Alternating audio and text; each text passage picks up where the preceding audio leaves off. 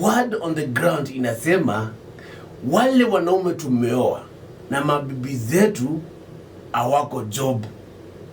Hebu usikize kwa makini, alafu unaambie kwa kupitia kwa FB. Wale wanaume tumeoa na mabibi zetu ni housewives. Housewives wale mabibi hawako job. Inasemekana the word on the ground is tuwape mshahara. Wale wanaume tumeoa na mabibi zetu hawako job, inasemekana okay, haijapitisha but the word on the ground inasemekana tuwape mshahara. Yani to appreciate. Unajua kupewa mshahara ni ku appreciate your services have been appreciated. Kwa hivyo we have to appreciate our wives, our housewives, let me call them like that, our housewife, tuwape mshahara.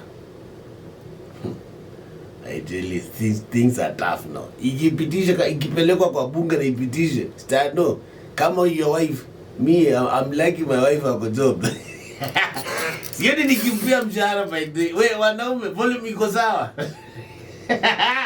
Tuwape mshahara ama tusiwape? Wale wanaume tumeoa na mabibi zetu hawako job, tunaambiwa mabibi sasa wanataka tuajiri, tuwape mshahara because they are taking care of our kids. Huyo mtu ako hapo kwa nyumba. Ni kama vile sasa umeweza pata housewife.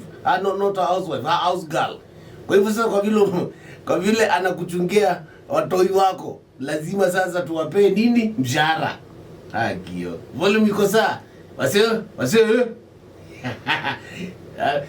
Because hii kitu inasemekana kuna jamaa juzi akiojiwa mahali one of the social media channels anaitwa Mankush.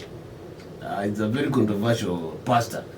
Alisema yeye bibi yake anampeaga mshahara wa 30,000 per month. Sasa Mankush, alipayuka mbaya. Ati anasema wanaume wote sasa wale ndio tumeoa housewives tuwape mshahara 30,000 per month? Really? Agio kimeumana. We wase mko pande yangu ama mko pande ya Mankush? Sioni mimi nikipewa wangu mshahara, lakini the good thing is that she's working anyway.